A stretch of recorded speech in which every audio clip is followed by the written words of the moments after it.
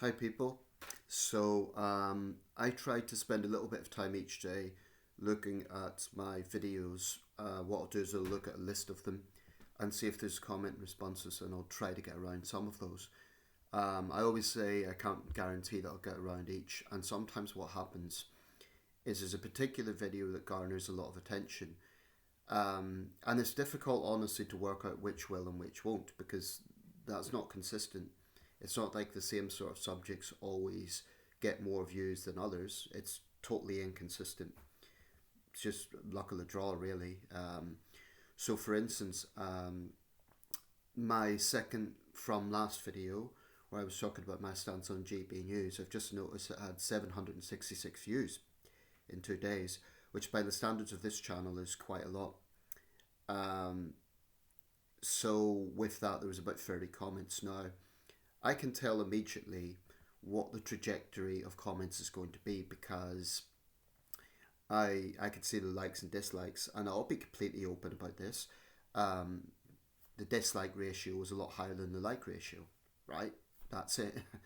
I've nothing to hide in that regard. It's right. So that particular video, clearly my viewpoint wasn't particularly popular. So be it. A similar thing happened when I made a video about the Green Party of England and Wales and my thoughts on them. Again, the like dislike ratio was not in my favour. But I'm not disheartened by that because the overall trajectory of my channel is, I get more support than critique. And I think what sometimes happens is people who have maybe had a passing look at my channel, they'll see a particular video that they take issue with and then they'll comment and they'll give me the thumbs down. Um, and that's it. They won't bother coming back to other videos, and it's fine. That's it, right? I wouldn't expect them to, but it's not representative of the feedback I get as a whole. I mean, honestly, it would sap my energy if it was constant negativity. I was thinking, I don't do this just to provoke people, so what's the point? And it would be, it would sap energy. I'll say this: where there is any video where there's a lot of responses, um, I don't go round the individual comments. I don't get back to them individually because it's just energy sapping. I mean, if I go through each of those 30 comments and respond, firstly, I'd be repeating myself over and over again. So what's the point of that? I mean, I have a pretty good idea of the sort of comments that are going to be there. As an example, most media is left wing. I don't agree with that assessment actually, but it depends what sort of media you're talking about. But regardless, I don't feel an obligation to have to respond to each and every one of my critics. I think it's enough to allow them to have a voice, allow them to give feedback, but I don't feel that I have an obligation to respond to each and every single one. So I'm just putting that on the record. Um, what's my responsibility as a creator? I would say it's to be true to myself, to be true to my viewers, and to not be arrogant. And by not being arrogant, it's not creating an echo chamber. So I don't create an echo chamber. I allow comments. There are some channels that don't. They block comments just because they don't like criticism. I don't do that. I allow my critics to say what they want, and sometimes I look at it. Sometimes I don't. But the point is, I let them have a voice. I'm not just censoring views that criticise me, because that would be arrogant, and I'd be a petty tyrant. I'm not going to do that. Uh, there's only been very, very, very rare occasion where I've decided to censor comments, and the reason is because there were a few situations where it got out of hand. It got to a point where some viewers were attacking others, and it was just turning into the gutter, really. Um, so very, very, very occasionally I've taken the decision to block comments on those videos, but it is literally about 0.5% of my channel. 99.5%, literally, I allow comments. So that's basically my stance on that. In a way, this sort of relates to what I want to talk about here, the left-right pendulum. So I think if you are a partisan left-winger, you're going to probably have a perception that the right has overwhelming control. If you're a partisan a partisan right winger, you're going to have the idea that the left has overall control. the truth is actually something in the middle. Now, let's look at media. A few people, because I did look at a few of the comments, a few of the comments on that GB News video were saying, oh, the media is overwhelmingly left wing. And I assume what they're thinking of is broadcast media, the BBC, Channel 4 News, ITV, Sky. Sky used to be actually somewhat to the right. I'd say these days it's more kind of middle ground. But if you're a reform voter, you're probably going to see all media as left wing except for GB News. Well, is it? I mean, what about Talk TV? Talk TV is definitely well to the right. I mean, look at the sort of people they have on it. Jeremy Kyle, they're hardly left wing figures. And there's others. There's a woman. I don't watch it, so I can't remember all the presenters off the top of my head. But I think it's dishonest to say that the whole media is left wing or the whole media is right wing. What I would say, and I'm someone who I collect newspapers, right? So I have a pretty good perception of what the editorial output is. I even get newspapers I don't like particularly. And some people might say that's hypocritical. Well, I do it because for one thing, I can't criticise if I don't have some idea of what they're putting out. And secondly, I do it for historic archives, literally. That's why I collect papers, because I can look at a particular historic event, okay, that's the way they covered it at that time. And I do think there'll be a day when the print press it's just gone. Perhaps it won't happen tomorrow, but maybe in the next 15 years, 10, 15 years, because print circulation of newspapers has greatly declined. Even the tabloids, I mean, the Sun these days sells, I think it's something in the region of 2.5 million copies. Don't quote me on that, might be more or less, but thereabouts. In the 1980s and 1990s, that figure was more like 6 or 7 million, so significantly declined. One reason for that is the industry has changed. Of course, a lot of it has went online.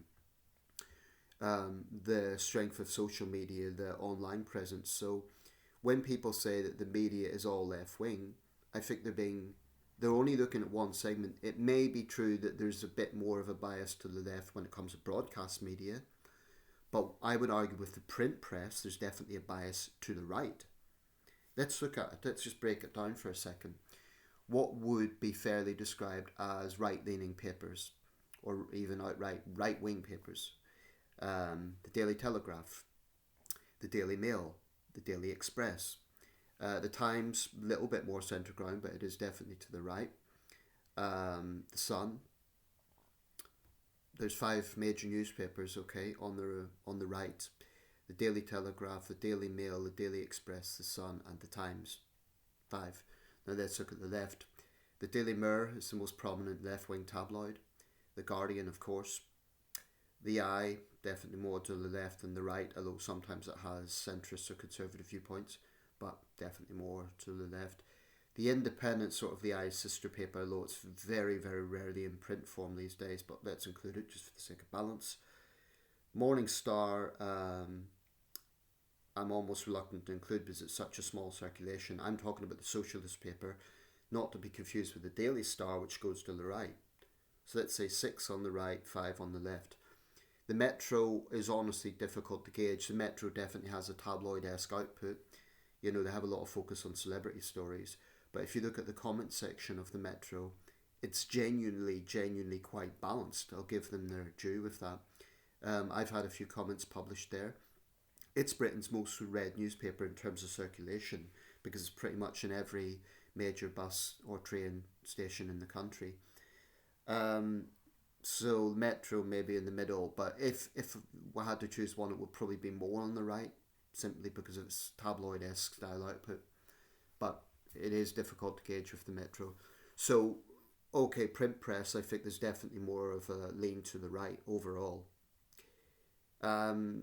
So that would be my point to those, saying that the media is all left-wing. How do you explain the fact that print media is definitely more to the right? And remember, there's powerful tycoons behind that, controlling the editorial output. That's the way the music industry. That's the way the newspaper industry works. It's you have to look at the owners of papers, which may say there's editorial independence, but it's pretty clear that most papers have an agenda. I mean, they don't try to hide it. So I do find it interesting though when papers, or GB News for that matter, attack the BBC on bias, when they all have bias, clear bias. I guess the difference is the BBC is a state broadcaster, so there's more of a pressure on it to prove neutrality. The BBC probably does overall have more of a left wing output, if we're being honest. But my point to GB News fans is you ask someone who's well on the left if they think the BBC is a left wing source, they would laugh in your face. So if it is left wing, it's centre left. I wouldn't say it's hard left because there's plenty of people. I mean, I've seen, for example, when the Israel Gaza situation was going on really intensely, of course, it's far from over. There were, both sides were attacking the BBC. Some were accusing it of having an anti Israel bias, but many on the left, pro Palestinian people, were attacking the BBC for a pro Israel bias.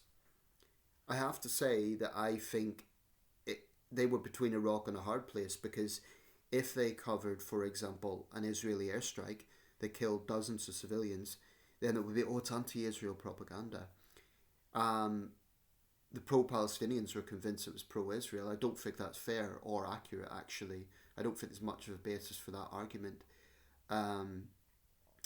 Because the BBC did cover Palestinian deaths, unlike the likes of the Daily Telegraph and Daily Mail. They actually did cover it. So when you look at situations like that, you can break it down and see what is the sort of things those papers are covering or those media outlets is covering. So I put it that broadcast media may sway more to the left, but print media sways more to the right. And then when we look online, it's hard to say really, because unless someone really has a comprehensive analysis of how many followers a particular site has, and followers isn't even necessarily an endorsement. Sometimes critics will follow a site just so they can continue to criticize. So even that isn't necessarily an accurate measure.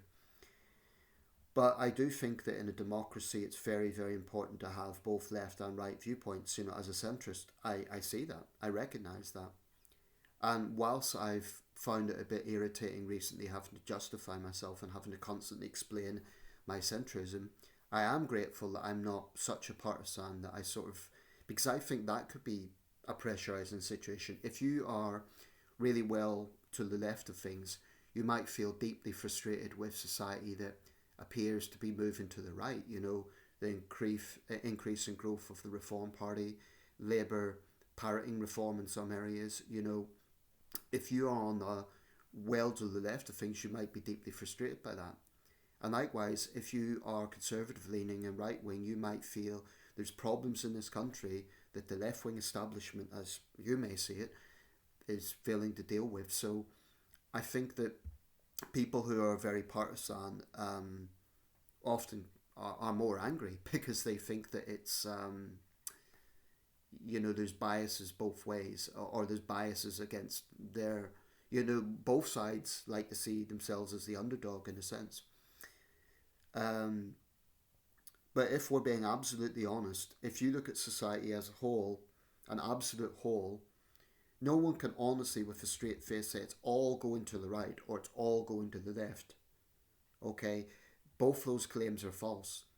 And people should be more honest about that. There may be viewpoints that you don't like that are well on the left or well on the right, but that doesn't mean the whole thing is going that way. And that's a good thing, because if we were in a totalitarian single party state, the entire output would be controlled by the government. So when people say that Starmer's a dictator, frankly, that's nonsense. You don't have to like Starmer, you don't have to like the Labour Party or this government, but to say that this government's a dictatorship is absolute abject nonsense. If it was, then you would see every single reform politician arrested and held in detention. You would see every single right-wing viewpoint taken down and censored.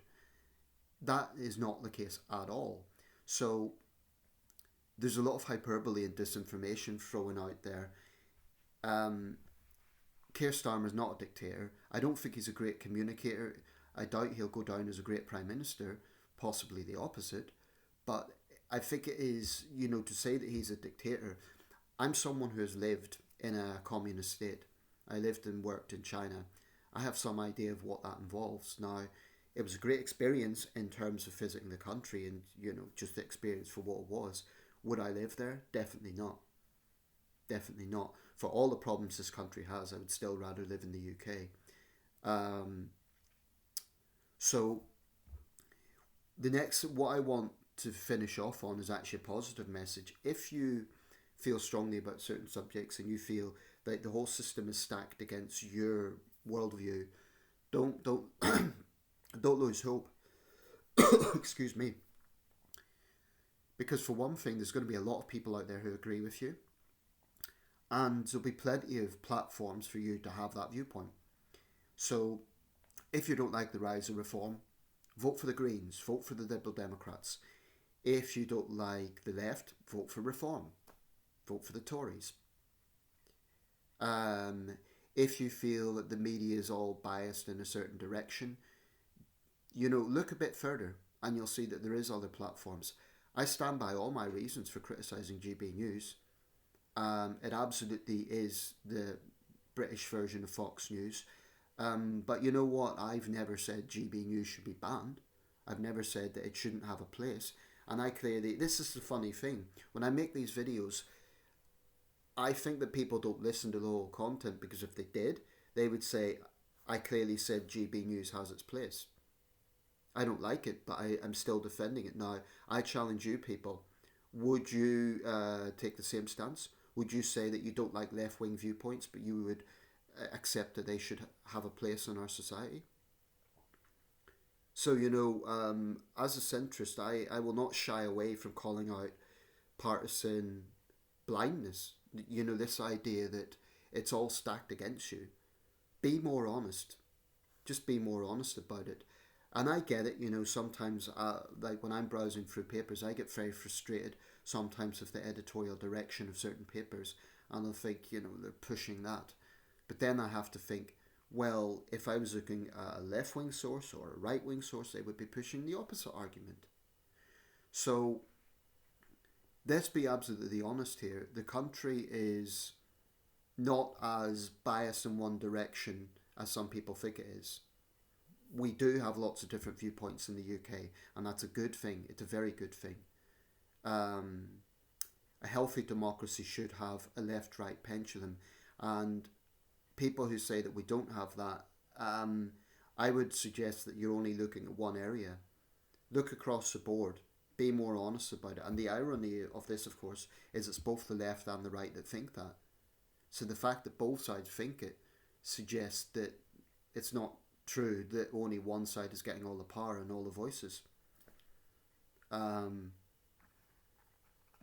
I just wish people were a bit more honest about the whole situation rather than jumping into partisan false conclusions.